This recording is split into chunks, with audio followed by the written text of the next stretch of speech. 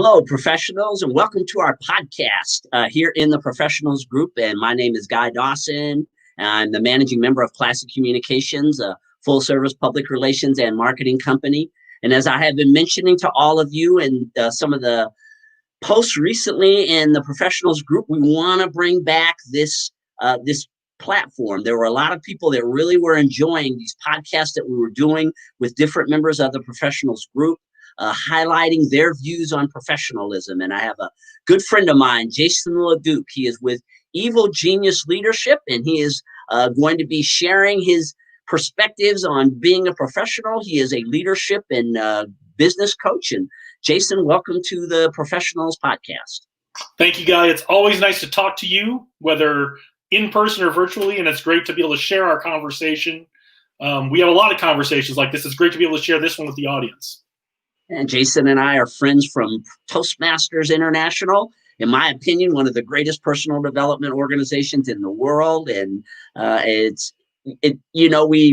have that thing in common, Jason. I know you being someone who works with a lot of people through coaching, helping them, being a consultant, helping them with their professional and personal development. And I think you're just an excellent fit. The things that you're doing in your business with both what Toastmasters is all about, as well as some of the opportunities that there are for people within the Professionals Group to improve their businesses. Well, thank you, Guy. I agree about Toastmasters. It is one of the best leadership laboratories that I've seen in the world outside of the U.S. military. I did 20 years in the U.S. Air Force. We do the best leadership training in the world there. Toastmasters International really, through the way they do things, emphasizes that they are a great leadership laboratory as well, to learn how to be a leader, learn how to be a follower, and learn how to move others towards achieving a goal. Yes, and they also give you a lot of fundamentals in our core values and the way that we do things about being a greater professional. And tell us about your business. How are you helping people out there in the business world?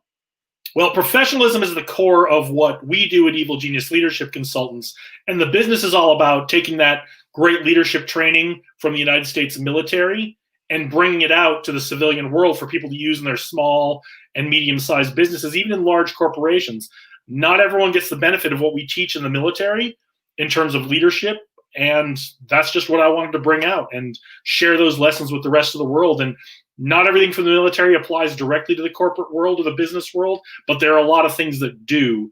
And that's what we're trying to help people take on, help them bring those lessons to their business. I had read something. It was written by, I think, Zig Ziglar, who is a very famous personal development person who passed a couple of years ago. But he was, in his writings, he was talking about how many of the CEOs, particularly in the past of corporations, had been in the military, and that there was some connection between the way that the military teaches you leadership and success in business. Could you speak to that? With you having been in for 20 years, you've already kind of touched on the fact that you learned these leadership principles while you were serving. How do those skills really resonate with the things that a person does in running a company? I think there's a couple reasons that military folks do such a good job in executive positions and do so well as business owners, although we don't see a lot of military people transition out to business ownership, or not as many as we'd like. And there's a lot of reasons behind that. But military members who transition into the executive, into the corporate world, or start their own business, they have a couple skills that the military starts teaching you from day one. And the first one is, we're always thinking about leadership. From the first day you come in, whether it's basic training or officer training or whatever path you come into the military, you're part of a conversation about leadership. Now, when you're brand new, you're doing a lot more listening than you are the talking.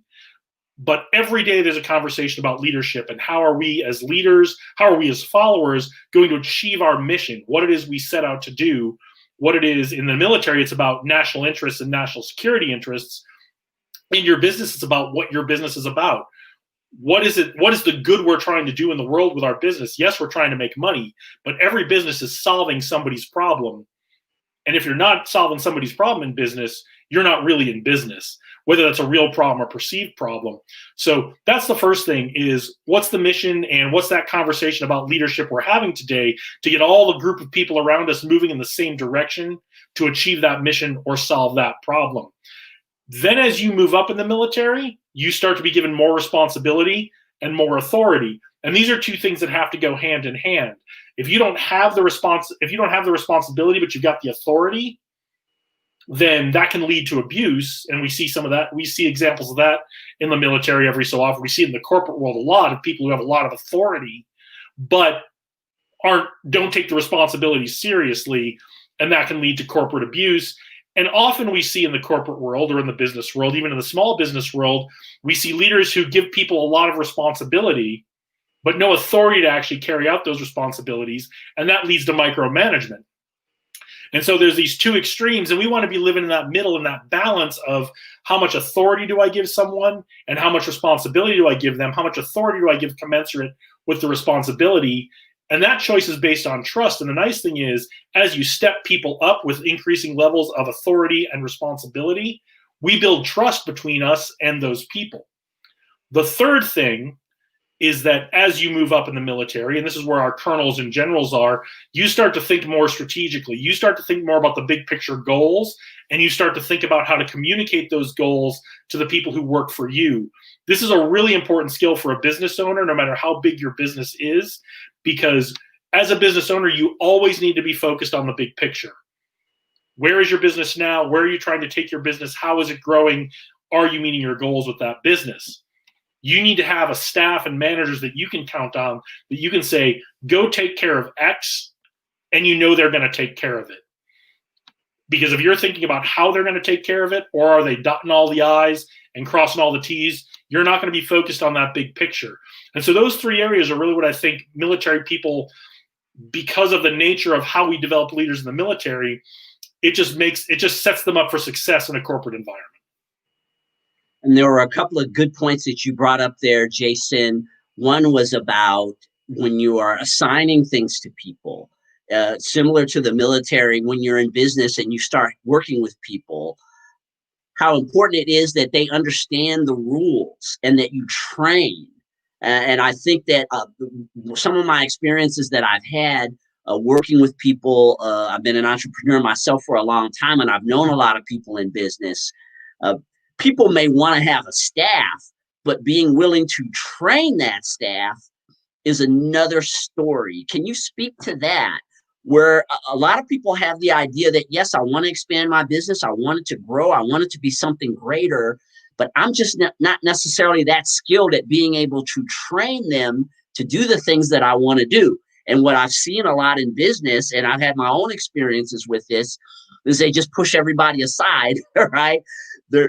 Maybe the training's not getting across, the message is not getting across to the person you're working with. And so you say, oh, well, forget it. I'll just push you aside and do it myself.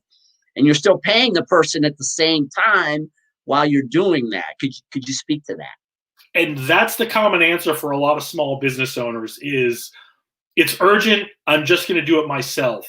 But you're setting yourself up as the business owner the next time that urgent situation comes again to do it yourself again. And there's only one person who's accountable for how well the staff performs, and that's the leader running the staff. That's the leader running the show. If you're the business owner and you're pushing your staff aside, your managers aside, your frontline staff aside to do something because it's urgent, that might be the right thing to do in that particular situation. But at some point you have to say, just like you said, am I communicating my expectations clearly to my staff? And am I giving them the training and the tools they need to meet those expectations? So if you do find yourself pushing your staff aside to take care of an urgent situation, that's okay, but you don't want to be doing that in the future. What you really want to be doing is taking care of the urgent situation, doing that shoulder to shoulder with your staff so they can see how to handle it, and then doing like a hot wash debrief like we would do in the military and say, okay, let's talk about what happened here. Tell me what you think happened here. I'll tell you what I think happened here. And then let's talk about how we're going to develop you to solve this problem next time so that I don't have to step in and do it.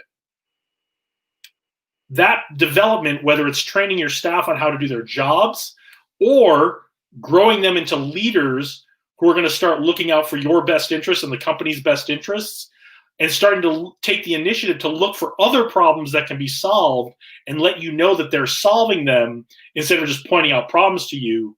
No matter what your goal is with that, that's the direction you want to be developing your staff and your managers into, is people who are looking out for the best interest of the company, your company, and are going to take that initiative to solve those things. But without clearly communicating expectations, developing your team's skills, and giving them the tools they need to solve those problems, you're always going to find yourself pushing them aside to solve the urgent situation. And those urgent situations are going to come a lot more often if you're not investing your time and maybe a little bit of money into your staff development. I agree. And there's an excellent book that speaks to that. It's called The E-Myth, and I've been promoting it in the professionals group. I just highly recommend it. Talks so much about it. So the title of the book is The E-Myth, Why Most Small Businesses Fail and What to Do About It. And it's one of the themes that Michael Gerber, the author of that book, goes over again and again, is the fact, the systemization of your business, and how important it is for you to take the time to create the policies and procedures in order to train your staff, and so that you don't have those situations where you feel like you always have to jump in and just push everyone aside. And it's counterproductive over the long haul, and it's counterproductive to professionalism, in my opinion, when you have to do that, because you're not allowing that person you're working with to become a greater professional.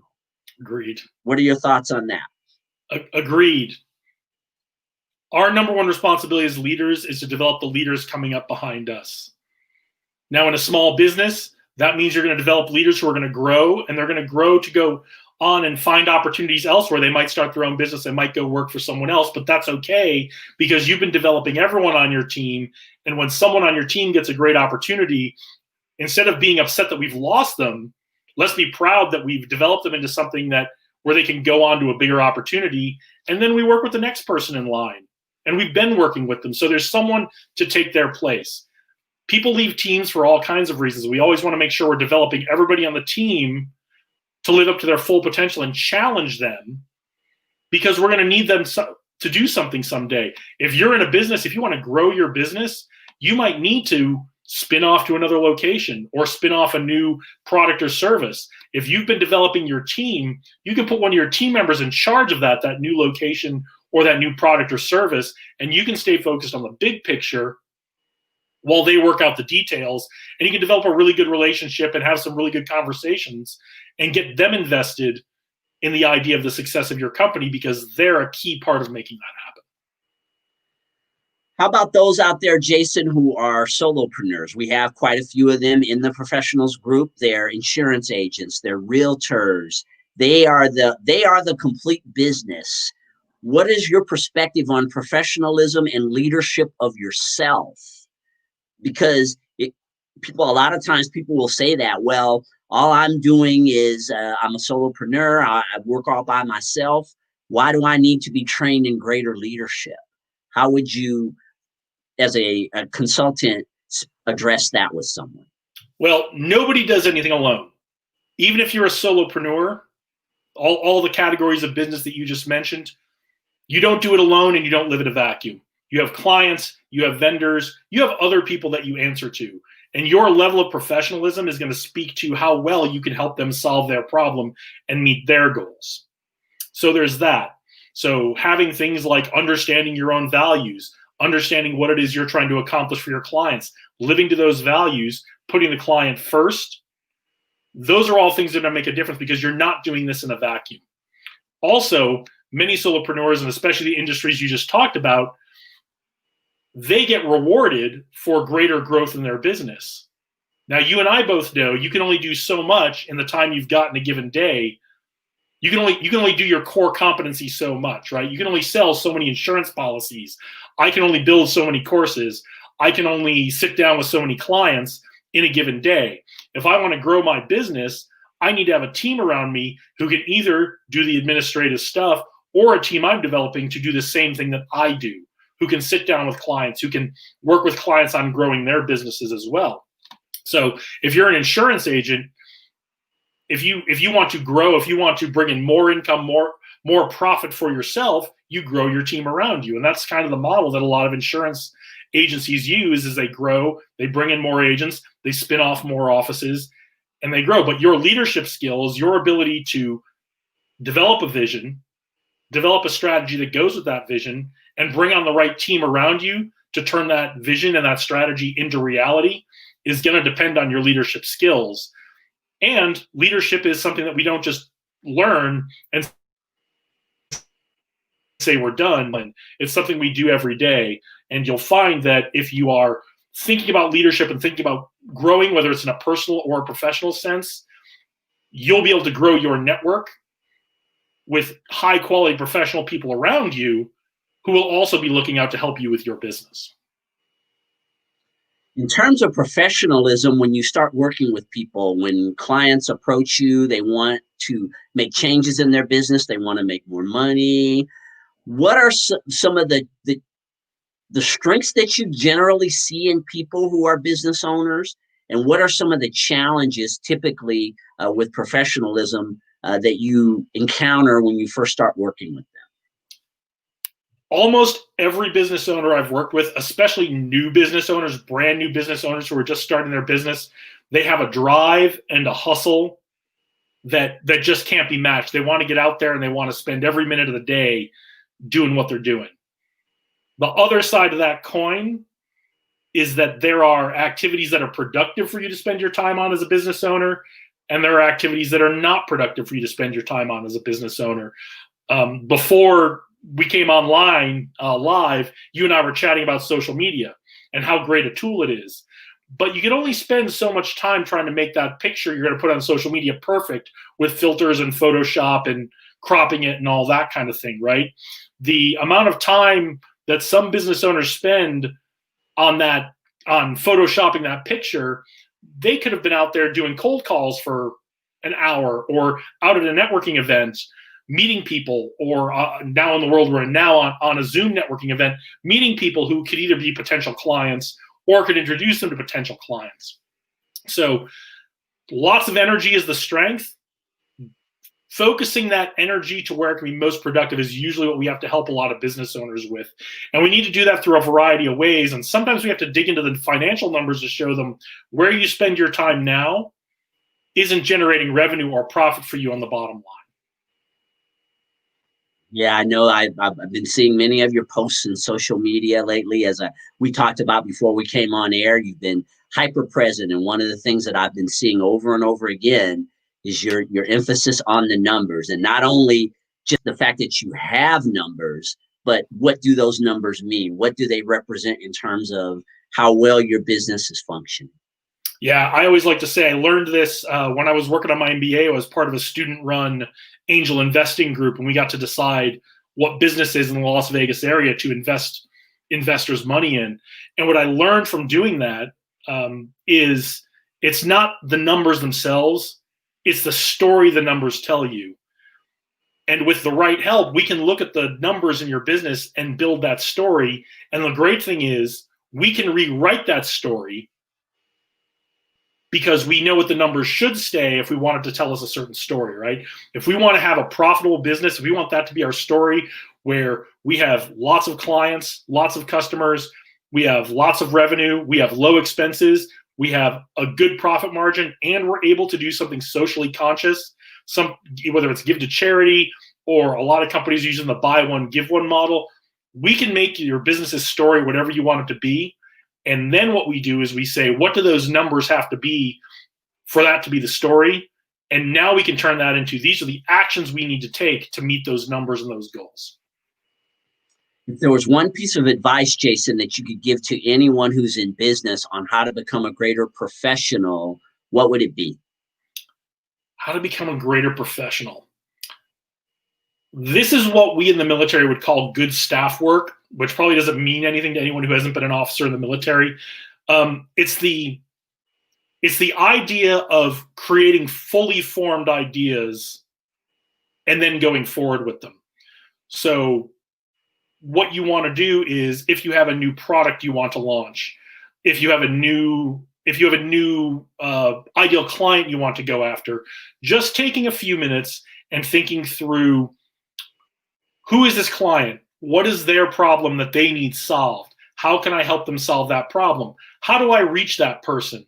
Where are they in the world, and how do I make a connection with them? How do I communicate to them that I'm the best person to solve their problem? How do I show them through my words and actions, if they do hire me, that I'm solving their problem, I'm doing it better than anyone else? And so having fully formed ideas, being able to make assertions and back those up with evidence is, I think, one way that people could be great and really develop their professionalism, is thinking things through, creating clear messages around it, and then communicating those messages to the right people. Excellent advice about the communication, right? It pretty much comes all the way back to what we talked about at the very beginning of the interview, Jason. Communication is one of the biggest keys to all success in any endeavor where people are involved, which, of course, everything we're doing at some level involves other people. And so that was what I got out of that. Continue to work on your communication. Yeah, like we talked about earlier, if you're in business, if you want to have a successful business, you've got to be solving somebody's problem, a person's problem. And as a business owner, your primary job is making sure that you communicate to the community, we're here to solve your problem. We might have to educate you that you have a problem. And your job as a business owner is also to communicate to the community how you want to be seen, and make sure that the community sees you the way you want to be seen. Because if the community doesn't see you the way you want to be seen, you're going to have a real hard time communicating your message to those potential customers. Well, we greatly appreciate all your contributions to the professionals group, Jason, the little tidbits that you're dropping. And we also, of course, want to stimulate commerce within the professionals group. Will you share your information with everyone so they can reach out to you for a consultation or learn more about how they can become better leaders by working with you? Sure. Email us, info@evilgeniusleadership.com, website, evilgeniusleadership.com. Our social media, just search on Evil Genius Leadership Consultants, and you'll find our social media. But it's Evil Genius Leadership Consultants on all the platforms except for Twitter, and it's just Evil Genius Lead because they kind of truncate things. That's how you can get in touch with us. Please do. We'd love to hear from you. I love to do free consultations with people. And if you are thinking about starting a business, or you are trying to adapt to the world we live in now under COVID, I'd love to sit down with you for an hour or two over a virtual coffee, and let's just talk about what you do, whose problem you're trying to solve, and what opportunities can we brainstorm for you in the COVID environment. And, because the world's never going to be exactly the way it was on March 15th of this year. I think that's part of business is brainstorming those ideas, looking for those new opportunities. I'd love to sit down with someone for a virtual coffee or real coffee if you're in the Las Vegas area, and help you brainstorm some opportunities you can pursue. Outstanding leadership is such a critical aspect of success in so many different areas of life, but particularly in business. And I think you just shared some excellent nuggets with us today on how to become greater professionals, Jason. And thanks again for stopping by. All right. Thank you, Guy. I look forward to seeing you again in person soon. Yeah. And for us, we've got the next professionals workshop is going to be hosted by Zinnia Morris, and it will be on Thursday, December the 3rd. And she will be talking about how to build a powerful virtual team.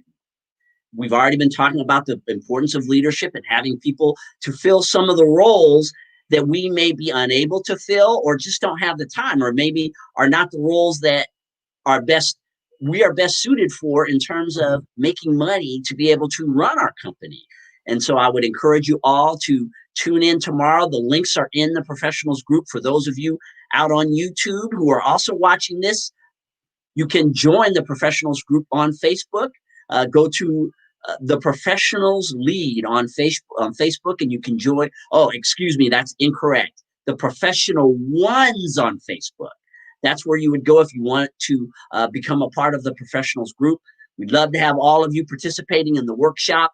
We've got, of course, Business Book Saturday that we're promoting now, encouraging all of you to share the books that help you to become greater leaders and more effective in business and also with your personal development. Jason and I have been talking about potentially launching a mastermind within the professionals group, and we are going to launch that mastermind very soon. We're just trying to figure out exactly how to promote it. But the professionals is here for your success. Continue to network with one another and prosper, and we look forward to seeing you for the next podcast. And tomorrow from 6 p.m. to 7 p.m. Pacific Standard Time, join us for our next professionals workshop. Take care of yourselves. Have a fantastic day.